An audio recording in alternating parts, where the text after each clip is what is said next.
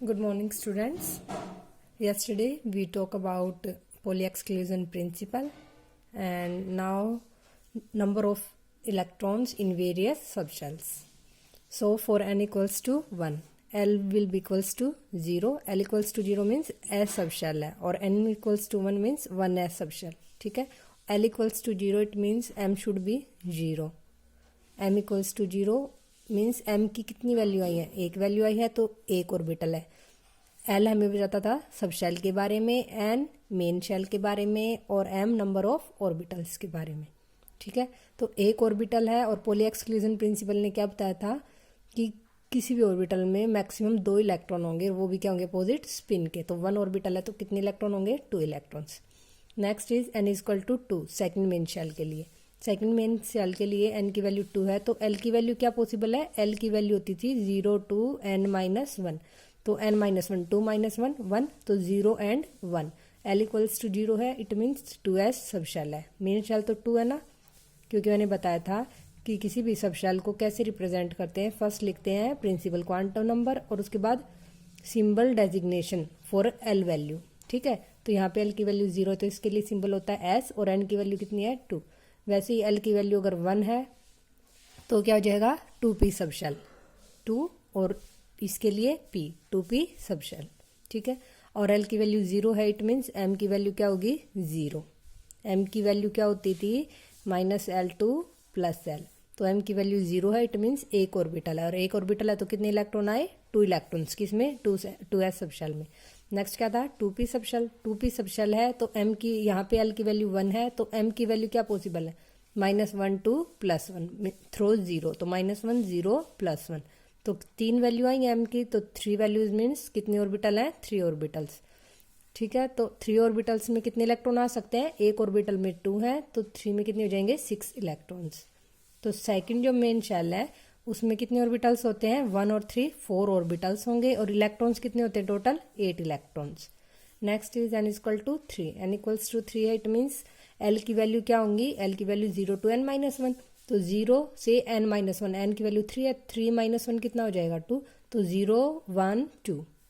तो l equals to 0 it means 3s sub shell, l equals to 1 means 3p sub shell, l equals to 2 means 3d sub shell.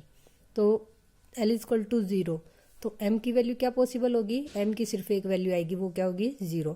तो 3s sub shell क्या होगा 1 orbital. हमने पहले भी बताया था कि जो इतने भी s ऑर्बिटल होते हैं 1s 2s 3s 4s 5s और जितने भी हैं सभी के लिए क्या होता है, वो क्या होता है सिंगली डिजनरेट एक ऑर्बिटल होता है, क्योंकि s के लिए l की वैल्यू 0 है तो m की वैल्यू क्या आएंगी 0. तो कितनी वैल्यू आई थी, एक वैल्यू आती है, इसलिए क्या होता है एक ऑर्बिटल.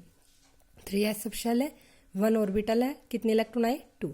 3p है, 3p के लिए l की वैल्यू क्या है, p के लिए l की वैल्यू 1 है, तो m की क्या आएंगी वैल्यूज -1 0 प्लस 1. 3 वैल्यू आएंगे तो कितने ऑर्बिटल होंगे 3p में 3 ऑर्बिटल्स. 3 ऑर्बिटल्स है तो इलेक्ट्रॉन कितने आए 6. Next is 3d sub shell. 3d sub shell है तो इसके लिए l की वैल्यू क्या है 2, तो m की वैल्यू क्या होंगी -2 2 प्लस 2, कितनी वैल्यू आई 5 वैल्यूज आई, तो 5 ऑर्बिटल्स होंगे, तो कितने इलेक्ट्रॉन आए 10 इलेक्ट्रॉन्स आए.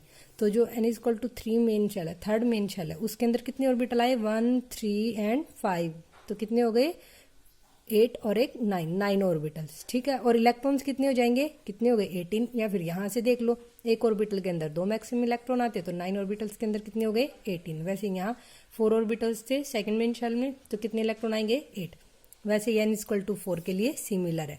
n इक्वल टू 4 के लिए 4 सब शेल बनेंगी 4s 4p 4d 4f. ठीक है. और ऑर्बिटल्स कितने बनते हैं, 4s होता है सिंगली डिजनरेट, 4p होता है ट्रिपली डिजनरेट, 4d क्या था 5 डिजनरेट, और 4f क्या था 7 डिजनरेट ऑर्बिटल्स. तो कितने ऑर्बिटल्स हो गए 16 ऑर्बिटल्स. 16 ऑर्बिटल्स है तो इलेक्ट्रॉन्स कितने आएंगे 32 इलेक्ट्रॉन्स. ओके. अब नेक्स्ट टॉपिक क्या है, wave function of hydrogen atom. तो हाइड्रोजन एटम के लिए वेव फंक्शन साई निकालेंगे. ठीक है. तो कहाँ से निकालेंगे, स्क्रोडिंगर वेव इक्वेशन, जो हमने पहले भी पढ़ी थी. हाइड्रोजन एटम के लिए स्क्रोडिंगर वेव इक्वेशन. जब हम क्या करते हैं हाइड्रोजन एटम के लिए, जो हमने स्क्रोडिंगर वेव इक्वेशन लिखी थी जो पहले पढ़ी थी, कार्टेशियन कोऑर्डिनेट्स. कार्टेशियन कोऑर्डिनेट्स कौन से होते हैं, एक्स वाई एंड जेड. तो जब स्क्रोडिंगर वेव इक्वेशन को हम सोल्व करते हैं हाइड्रोजन एटम के लिए, तो वहाँ से मैंने बताया था कि दो चीज़ हम निकाल सकते हैं, दो चीज़ें डिटरमाइन करते हैं। एक होती है एनर्जी और एक क्या होता है wave function. Wave function psi की वैल्यू निकालते हैं, ठीक है, और एक क्या निकालते हैं एनर्जी। उसके बाद नेक्स्ट क्या है, तो Schrödinger wave equation Cartesian coordinates x y z में वो क्या थी हमारी, curly square psi by curly y x square plus curly square psi by curly y square plus curly square psi by curly z square plus 8 pi square m by H square E minus V into psi equals to 0। ठीक है, x y Z हमारे क्या थे, x y Z क्या थे Cartesian coordinates. Sai क्या था wave function, M क्या था मास था, और एच क्या था प्लैंक्स कांस्टेंट, ई एनर्जी था, वी क्या था पोटेंशियल था। ठीक है, तो जो ये इक्वेशन थी इसको सोल्व करना क्या था डिफिकल्ट था, डिफिकल्ट टू सोल्व। तो इसको सोल्व करने के, क्योंकि इसको सोल्व करके हम स्क्रोडिंगर वेव इक्वेशन जो ये वाली है इसे सोल्व करके हम क्या निकालते हैं, एक तो वेव फंक्शन की वैल्यू, ठीक है, ये इसके सोल्यूशन है। जैसे हम एक्स और वाई में कोई इक्वेशन लेते थे इक्वल्स टू दिस है and x plus y equals to this है, दो इक्वेशन हो गई, तो इनको सोल्व करते थे, यहाँ से x निकालते हैं और क्या निकालते हैं y निकालते हैं। तो इसमें भी जब हम इस इक्वेशन को सोल्व करते हैं तो यहाँ से किसकी वैल्यू निकलती है, एक एनर्जी की वैल्यू आती है और एक किसकी आती है वेव फंक्शन की वैल्यू। और वेव फंक्शन साई क्या बताता था, life style of electron around the nucleus, nucleus के अराउंड जो इलेक्ट्रॉन हमारा एग्जिस्ट करता है वो किस लाइफ स्टाइल से रहता है, मीन्स उसकी एग्जिस्टेंस के बारे में। और ई क्या थी जो उसकी एनर्जी एसोसिएटेड होती थी डिफरेंट वेव फंक्शन से। ठीक है, उसके बाद this equation is difficult to solve, so this equation is change into polar coordinate. These Cartesian coordinates x y z, इसको किस में कन्वर्ट किया, पोलर कोऑर्डिनेट्स। कौन से होते हैं, आर थीटा फाई। एक रिलेशन होता है जिससे हम दोनों को रिलेट कर सकते हैं, मीन्स एक्स को हम आर थीटा फाई की टर्म में इस फॉर्म में रख सकते हैं। ठीक है, ये एक्स है, ये वाई है, ये जेड है, तो एक्स की जगह क्या पुट करेंगे, एक्स की वैल्यू होती है पोलर कोऑर्डिनेट्स में R sine theta cos phi, Y क्या होता है R sine theta sine phi, ठीक है, और जेड क्या होता है आर कोस थीटा। अब इनको एक्स वाई जेड को रिप्लेस कर देंगे इन टर्म से, फिर इसको सोल्व करते हैं। ठीक है, उसके बाद जो हमारी इक्वेशन आती है किस में आएगी, Schrödinger wave equation in polar coordinates. Polar coordinates कौन से हैं, आर थीटा फाई। ठीक है, तो वो जो इक्वेशन आती है, ये कैलकुलेशन हमारे सिलेबस में नहीं है, बस रफली एस्टिमेट पता होना चाहिए कि क्या प्रोसीजर है। ठीक है, तो 1 by R square curly by curly R, ये क्या है करली, डिफ्रेंशिएशन होता है partial differentiation curly. 1 by R square curly by curly R into में किसका डिफ्रेंशिएशन कर रहे हैं आर के रिस्पेक्ट में, इंटू में are square curly psi by curly R, ये एक वैल्यू है। ठीक है, जो भी है इसका हम डिफ्रेंशिएशन करेंगे किसके रिस्पेक्ट में, आर के रिस्पेक्ट में, और इंटू में मल्टीप्लाई किया 1 बाय आर स्क्वायर। तो Schrödinger wave equation polar coordinates में क्या जाएगी, 1 by R square curly by curly R square curly psi by curly R plus में 1 by R square sine theta curly by curly theta into sine theta curly psi by curly theta. देखो ये वाली जो equation थी इसमें क्या था, double derivative था, एक्स का भी वाई का भी जेड का भी। तो ये पोलर में आर थीटा फाई, तो यहाँ पे डबल डेरिवेटिव किसका होगा, आर का, थीटा का और फाई का। तो जब आर का डबल डेरिवेटिव करेंगे तो एक तो बाहर है और एक क्या है अंदर, तो क्या हो जाएगा ये डबल डेरिवेटिव। तो सभी में क्या होगा, एक वेरिएबल बाहर होगा, एक क्या होगा अंदर, डबल डेरिवेटिव। ठीक है, तो 1 by R square sine theta curly by curly theta sine theta curly psi by curly theta plus में 1 by R square sine square theta. अब की बार किसके रिस्पेक्ट में होगा डबल डेरिवेटिव, फाई के में, एक में आर का डबल डेरिवेटिव, एक में थीटा का डबल डेरिवेटिव और एक में किसका हो जाएगा फाई का, प्लस में 8 pi square mu by H square E minus V psi equals to 0, where mu is, यहाँ पे क्या था मास था। ठीक है, और यहाँ पे भी ये क्या है मास, बट ये मास कौन सा है, रिड्यूस्ड मास। ठीक है, रिड्यूस्ड मास क्या होता है, इसको म्यू से रिप्रेजेंट करते हैं, जो किसके इक्वल होता है m1 m2 divided by m1 plus m2। m1 क्या होता है मास ऑफ इलेक्ट्रॉन, m2 क्या होता है मास ऑफ न्यूक्लियस। ठीक है, इन दोनों का मास को जब हम कंसीडर करते हैं तो जो दोनों का मास होता है उसको किससे बताते हैं, ज्वाइन करके रिड्यूस्ड मास से, जिसका फॉर्मूला क्या है m1 m2 divided by m1 plus m2। अब जो ये इक्वेशन है, अब इसको सोल्व करना है क्या है इजी, तभी तो इस कार्टेशियन वाली को किस में चेंज किया था, पोलर में। तो इसको कैसे सोल्व करते हैं, इसको सोल्व करते हैं by variable separation method. Variable separation method में क्या होता है, इसमें 3 वेरिएबल्स थे, एक आर था, एक थीटा था, एक फाई। तो इस इक्वेशन को सोल्व करते हैं, ऐसे सोल्व होगी कि हमें 3 इक्वेशन मिल जाएंगी। एक इक्वेशन आर में मिलेगी, एक मिलेगी थीटा में और एक इसमें मिलेगी फाई में। तो हमने वेरिएबल्स को सेपरेट कर लिया, ठीक है। तो इसमें वेरिएबल सेपरेशन से करेंगे, 3 वेरिएबल जो वेरिएबल्स हैं आर थीटा फाई वो क्या हो जाएंगे हमारे, सेपरेट हो जाएंगे। जब आर वाली इक्वेशन को सोल्व करेंगे तो वहाँ से जो वेव फंक्शन की वैल्यू मिलेगी, ठीक है, उसको बोला साई आर, ठीक है। और क्या बोला, और क्या कह सकते हैं, इसको कैसे रिप्रेजेंट कर सकते हैं, capital R into small R, ठीक है। या फिर कैसे लिखेंगे, साई इंटू में स्मॉल आर, कोई भी रिप्रेजेंटेशन आप यूज कर सकते हो, ठीक है। तो फर्स्ट वाली आर वाली इक्वेशन को सोल्व किया, क्योंकि ये इक्वेशन है, इसमें हमें किसकी वैल्यू निकालनी है, एनर्जी की और साई की। तो इसको जब हम सोल्व करने के लिए वेरिएबल सेपरेशन से 3 इक्वेशन बनाएंगे, तो तीनों इक्वेशन से हमें क्या मिलेगी, साई की वैल्यू। एक में साई की वैल्यू आर के ऊपर डिपेंड करेगी, ठीक है, किसका फंक्शन होगी, आर का। एक में किसका फंक्शन होगी, थीटा का, और एक में किसका फंक्शन होगी, फाई का। तो इसे बोला साई आर, एक को नेक्स्ट को बोला साई थीटा, और फाई वाली को बोला साई फाई, या फिर capital R into small R. Means ये क्या है, हमारा रेडियल वेव फंक्शन होता है। आगे डिस्कस करेंगे इसे। आर इंटू स्मॉल आर, ये इसके रिप्रेजेंटेशन इस टाइप से है, ये सर्कल बना के इसके अंदर एक एच बना दो इस टाइप से, या फिर रिवर्टेड आई बना दो, ठीक है, ये एच मान लो या आई, और इसके अंदर क्या कर देंगे, थीटा। ये थीटा का वेव फंक्शन है। स्मॉल आर का वेव फंक्शन साई ना बता लिख के हमने, जैसे यहाँ साई लिख दिया, या फिर क्या लिख सकते हैं, स्मॉल आर का वेव फंक्शन हमने कैपिटल आर रख दिया। आर क्या है, वेव फंक्शन है, जो किसका फंक्शन है, स्मॉल आर का। वैसे ही थीटा किसका फंक्शन है, थीटा का जो एक्सप्रेशन होगा, जो फंक्शन होगा साई को थीटा का ना लिख के ये इसको साई को किससे रिप्रेजेंट कर दिया, सर्कल के अंदर स्मॉल एच से, ठीक है। वैसे ही थर्ड क्या थी, फाई वाली इक्वेशन थी, तो यहाँ से जो सोल्यूशन आएगा वो क्या आएगा, साई फाई। तो साई फाई के लिए जो फंक्शन है, साई ना लिख के उसको कैसे लिख दिया, फाई बना के एक कट ऊपर एक नीचे, आई मीन्स आई बड़ा बना दिया इसके ऊपर, ठीक है। तो जब इस इक्वेशन को सोल्व करते हैं, इन इक्वेशंस को, तो हमने बताया था कि जो 4 क्वांटम नंबर पढ़े थे, N, L, M and S. तो 3 क्वांटम नंबर्स कहाँ से आए थे, solution of Schrodinger wave equation से। और फोर्थ कहाँ से आता, पॉली एक्सक्लूजन प्रिंसिपल से, to explain the spin of electron, ये बात थी। तो ये कहाँ से आई हैं, कहाँ से बताई है मैंने, स्क्रोडिंगर वेव इक्वेशन। तो यहाँ पता चलेगा कि ये कैसे आए।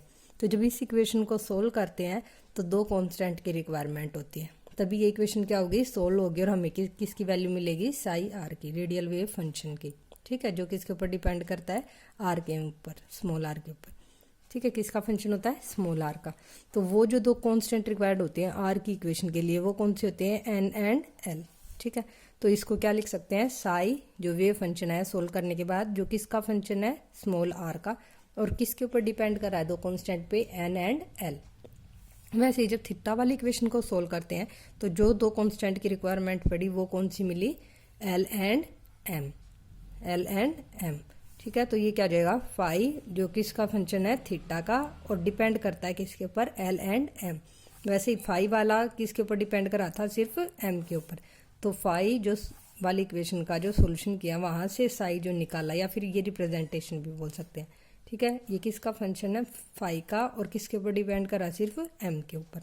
तो 3 क्वांटम नंबर, तो ये हमारा क्या है, ओवरऑल साई, क्योंकि ये पूरी इक्वेशन क्या थी, स्क्रोडिंगर वेव इक्वेशन। इसको हमने 3 में चेंज कर दिया था, 3 इक्वेशन में वेरिएबल्स को सेपरेट कर लिया था, ठीक है। तो ये क्या है, total wave function N L M.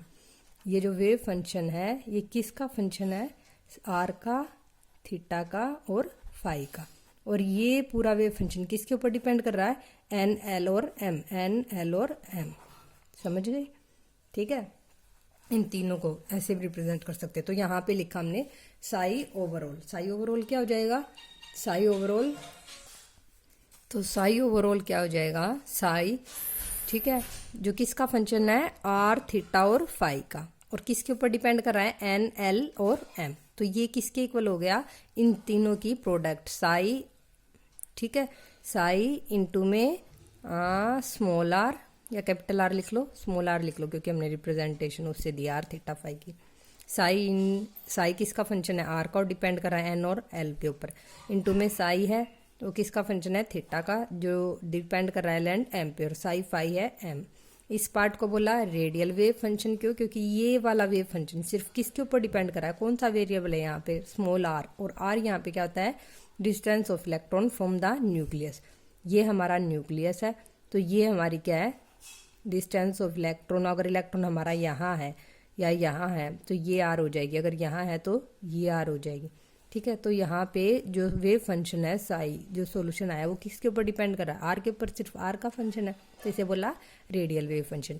यहाँ पे इन दो केसेस में जो साई है वो किसका फंक्शन है, थीटा का और फाई का। और थीटा और फाई क्या होते हैं, एंगल्स हैं। ये हम आगे डिस्कस करेंगे, अभी बता देती हूँ, एक बार ये देख लो। थीटा और फाई क्या है, एंगल्स। ठीक है, तो ये एंगल्स हैं। तो इस पूरे वेव फंक्शन को, इन दोनों की प्रोडक्ट को, ठीक है, इसे बोला एंगुलर वेव फंक्शन।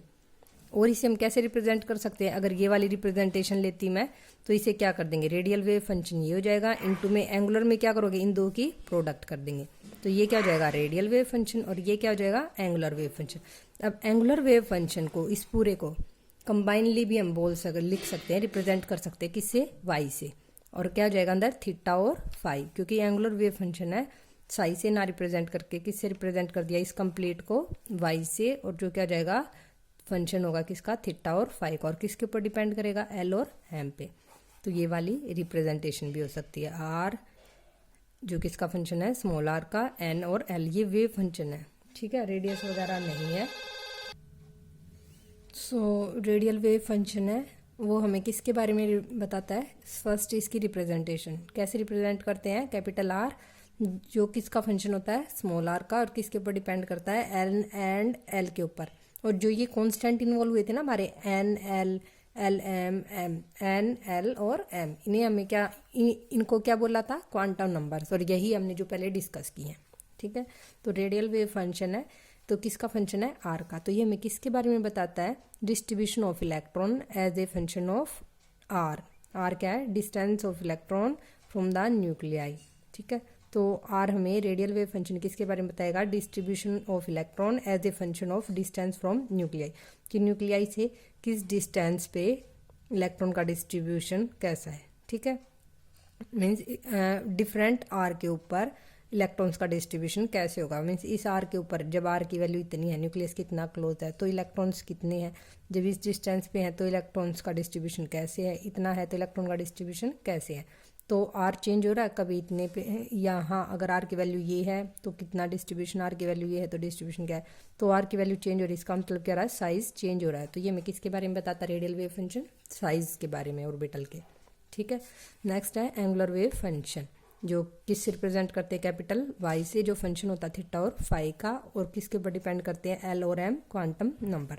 तो इसके अंदर जो वेरिएबल्स हैं वो हमारे क्या है, थीटा और फाई, और थीटा और फाई क्या होते हैं, एंगल्स हैं। तो ये मैं किसके बारे में, एंगल क्या होते हैं, देखो एंगल अगर ये है या फिर ये है, जो भी एंगल है आगे बताते हैं। ठीक है, तो एंगल हमें किसके बारे में बताते हैं, डायरेक्शंस के बारे में।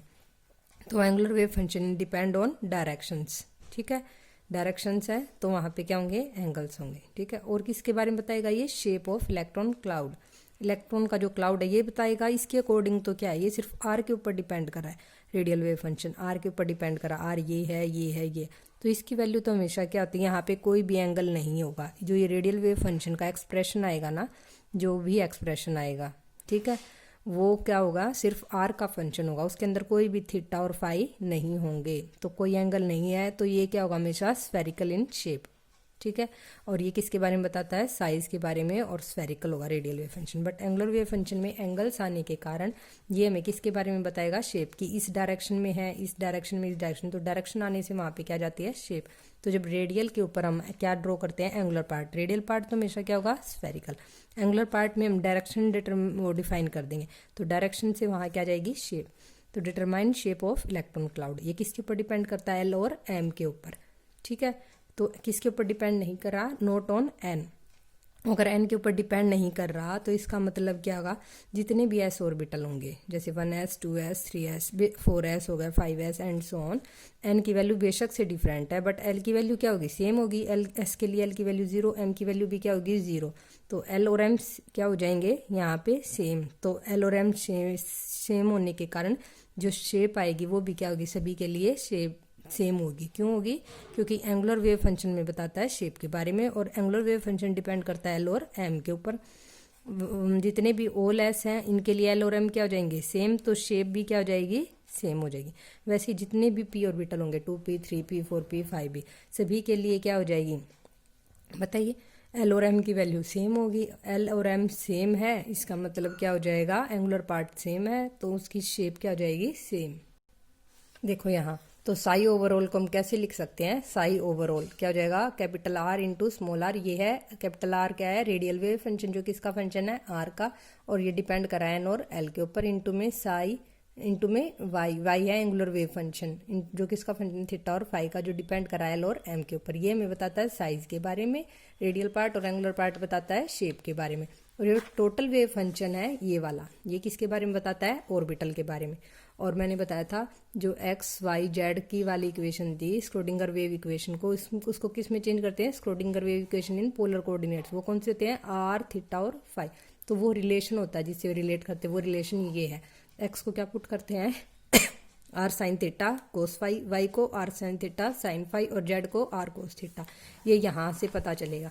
मान लेते हैं एक्स वाई जेड, ये हमारा क्या है? पोलर को, ये हमारे कार्टेशियन कोऑर्डिनेट्स हैं, ठीक है। ये पी कोई भी पॉइंट है 3D में, ठीक है। तो इसके कोऑर्डिनेट्स क्या हो जाएंगे? एक्स वाई और जेड। ये है इलेक्ट्रॉन की पोजीशन, और ये जो सेंटर है ये न्यूक्लियस है, ये न्यूक्लियस है, यहाँ पे हमारा इलेक्ट्रॉन है। तो ये क्या हो जाएगी? R, radius, radial distance of electron from the nucleus, इसे बोलते हैं रेडियल लाइन, ठीक है। अब क्या करेंगे? आर ये है, थीटा क्या होगा? इस रेडियल लाइन ने जो जेड एक्सिस के साथ एंगल बनाया इसे बोलते हैं थीटा। अब इस वाले का, इस लाइन का, रेडियल लाइन का हम एक्स वाई प्लेन में क्या करेंगे? प्लेनर प्रोजेक्शन ड्रॉ करेंगे। ऊपर से एक लाइन ड्रॉ की, जो भी पॉइंट आया इस पॉइंट को उसे मिला दो, तो ये क्या हो गया? इस रेडियल लाइन का planar projection in X Y plane. तो फाई क्या होगा? इस प्लेनर प्रोजेक्शन की, रेडियल लाइन की जो लाइन है, इसने एक्स एक्सिस के साथ जो एंगल बनाया, ये क्या हो जाएगा? फाई, ठीक है। फिर यहाँ से यहाँ पे परपेंडिकुलर ड्रॉ किया, पी पॉइंट से एक जेड एक्सिस पे परपेंडिकुलर, एक जो ये प्लेनर प्रोजेक्शन का मान लो ये पी डैश आया पॉइंट, इससे एक्स पे के ऊपर भी परपेंडिकुलर, और एक वाई के ऊपर परपेंडिकुलर। तो यहाँ से जब आर है, आर की वैल्यू जो हमने आर नहीं, एक्स की वैल्यू जो निकाली, एक्स मीन्स दिस, ठीक है। ये वैल्यू क्या जाएगी? एक्स। यहाँ से एक्स एक्सिस पे जो परपेंडिकुलर ड्रॉ किया था, तो ये एक्स है, इसकी वैल्यू आएगी R sine theta cos phi. Y क्या हो जाएगा? वाई ये है, ये वाली लाइन है, तो प्लेनर प्रोजेक्शन पे वाई के ऊपर लाइन ड्रॉ की, तो ये क्या हो जाएगा? वाई, ये हो जाएगा R sine theta sine phi. और जेड ये है, जेड एक्सिस के ऊपर जो परपेंडिकुलर ड्रॉ की, इसे बोलते हैं आर कोस थीटा। तो ये वाले रिलेशन से हम चेंज कर सकते हैं, ये हम नेक्स्ट लेक्चर में करेंगे टेबल।